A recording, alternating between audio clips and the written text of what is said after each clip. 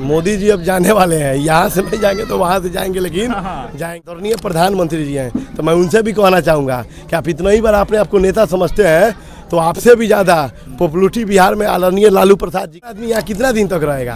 और रही बात तो मोदी जी का उम्र भी तो देखिए कितना है, और हम लोग उनको पता चला कि मेरा शरीर काम नहीं कर रहा है, कि आज तो आपका सभा हो रहा है तो सुन रहे हैं कि भाड़ा पे बुला के लोग ला रहे हैं, लेकिन वो आज इस गांव में बिना बुलाए हुए आ जाएंगे तो जितना भी हमारे गरीब जनता है, अति पिछड़ा है, वो सब लोग मसीहा कहते कहते उनके पास लालू जी को देखने देखने उनको जब पता चला कि हमारा शरीर काम नहीं कर रहा है, मैं बहुत हद तक कुछ कर नहीं पा रहा हूँ, तो उन्होंने क्या किया, राजनीति के सारी पोस्टों को त्याग करके उनका दो बेटा, एक तेज प्रताप जी, एक तेजस्वी जी, वो देखे कि तेजस्वी हमारे लिए कुछ करेगा तो तेजस्वी को सेना बना के, नहीं तो होशोवास नहीं था, जब होशोवास आया तो जवानी नहीं के पास। हम सब मतलब तेजस्वी जी भी आ गए युवा, आदरणीय मुकेश सहनी जी भी युवा, अब मैं भी युवा, हम सब युवा के पास जवानी भी है और होशोवास भी है, कि चाहे देश का सेना हो चाहे क्षेत्र का सेना हो, युवा होना चाहिए। जीपीसेट एकेडमी, जहां 6 महीना में बने सेफ्टी ऑफिसर और पाए रोजगार, अब कोई भी युवा नहीं रहेगा बेरोजगार।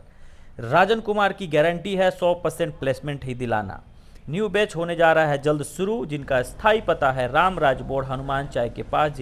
अभी हम लोग महाराजगंज के पटेरा पटेरी गांव में है और यहाँ पर वीआईपी का जो जनसंवाद यात्रा निकाला गया था नीतीश द्विवेदी के नेतृत्व में, इसी यात्रा के तहत हम लोग जानेंगे कि आज यहाँ पहुँचे हुए हैं, कैसा आशीर्वाद मिला आपको नीतीश द्विवेदी जी यहाँ के लोग। देखिए, मैं तो सबसे पहले आपके जितने भी देवतुल्य दर्शक हैं, मैं इनके श्री चरणों में सादर प्रणाम करता हूँ।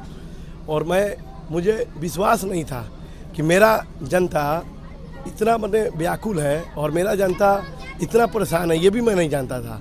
आज देखिए यात्रा का 10वां दिन है, लगभग आज 20वां सभा हम लोग का है, और 20 सभा में जितना भी महाराज उनका भरपूर प्यार मिला, मैं आपको बता रहा हूँ कि अगर इतना प्यार मिलने के बाद अगर मैं कुछ नहीं किया तो फिर इस मिट्टी में मुझे जन्मने का कोई मतलब। एक चाचा आए थे, अभी आपसे बात कर रहे थे, हाथ कांप रहा था, कह रहे थे कि रेलवे फाटक के पास कोई समस्या है उसको दूर कर दीजिएगा, तो आपने उनको बड़ा खूबसूरत जवाब दिया। क्या मतलब उसको लेकर? देखिए, आप भी मोदी जी की तरह कहीं मतलब जुमला देकर नहीं ना निकल जाइएगा। देखिए, सबसे पहले तो जान लीजिए कि 2 घर होता है, एगो किराया का घर है और एगो अपना घर।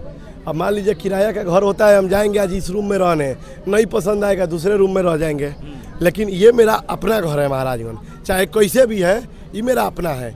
और मैं चाहे इसके लिए कुछ भी करूं, इस मिट्टी के लिए कुछ भी करूं, तो महाराजगंज सिवान एक ऐसा धरती है कि आप कितना भी बड़ा आदमी बन जाइएगा ना, आपको घमंड नहीं होगा। पूछिए कैसे? क्योंकि इसी धरती के डॉक्टर राजेंद्र बाबू थे जो हमारे और आपके पहले आके और राष्ट्रपति बन के चले गए हैं। तो जो आदमी सबसे बड़ा पोस्ट राष्ट्रपति का होता है ना, जब वहीं बन के चला गया है तो आप राष्ट्रपति भी बन जाएंगे, तो यहाँ के लोग ही कहेगा कि आपके भी पहले बन के चले गए हैं। तो यहाँ जो भी लोग हैं, यहाँ तो पहले घमंड करना नहीं चाहिए।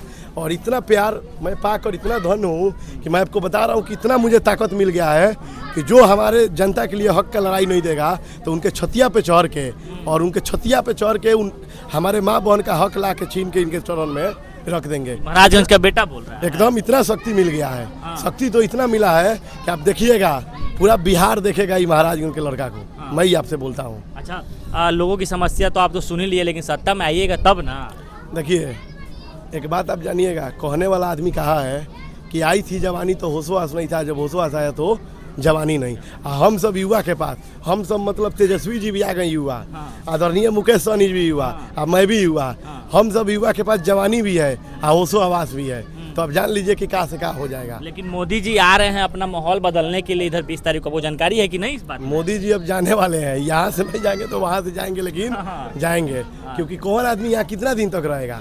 और रही बात तो मोदी जी का उम्र भी तो देखिए कितना है, और हम लोग का देश के आदरणीय प्रधानमंत्री जी हैं, तो मैं उनसे भी कहना चाहूँगा कि आप इतना ही बार आपने आपको नेता समझते हैं तो आपसे भी ज़्यादा पॉपुलरिटी बिहार में आदरणीय लालू प्रसाद जी का है। लेकिन जब उनको पता चला कि मेरा शरीर काम नहीं कर रहा है, जब उनको पता चला कि आज तो आपका सभा हो रहा है तो सुन रहे हैं कि भाड़ा पे बुला के लोग ला रहे हैं, लेकिन वो आज इस गांव में बिना बुलाए हुए आ जाएंगे तो जितना भी हमारे गरीब जनता है, अति पिछड़ा है, वो सब लोग मसीहा कहते कहते उनके पास लालू जी को देखने के लिए आ जाएंगे। लेकिन उनको जब पता चला कि हमारा शरीर काम नहीं कर रहा है, मैं बहुत हद तक कुछ कर नहीं पा रहा हूँ, तो उन्होंने क्या किया, राजनीति के सारी पोस्टों को त्याग करके उनका 2 बेटा, एक तेज प्रताप जी, एक तेजस्वी जी, वो देखे कि तेजस्वी हमारे लिए कुछ करेगा तो तेजस्वी को सेना बना के भेज दिए। मेरा कहना है कि चाहे देश का सेना हो चाहे क्षेत्र का सेना हो, युवा होना चाहिए। एक मंच से हम एक वो अभी बात सुन रहे थे, अभी आप इंडिया गठबंधन में हैं आप लोग, और यहाँ आपके ही विधायक हैं, और आप विधायके पे आप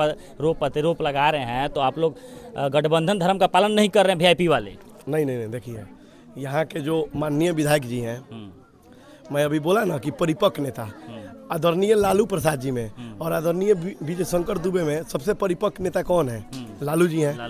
लेकिन लालू जी को जब समझ में आ गया कि मेरा शरीर साथ नहीं दे रहा है, मैं कर नहीं पाऊंगा, तो जाके बैठ गए और अपने बेटा को भेज दे।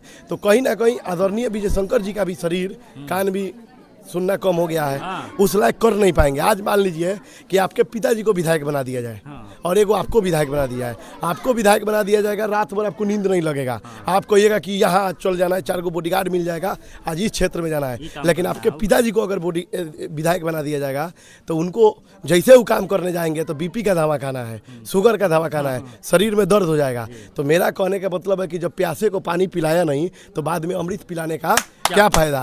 आदरणीय विजय शंकर दुबे जी को मैं कहना चाहता हूँ कि देखिए, जितना भी उम्र से ज़्यादा लोग होते हैं, कहीं ना कहीं हमसे ज़्यादा रात देखते हैं, दिन देखते हैं, लोग देखते हैं।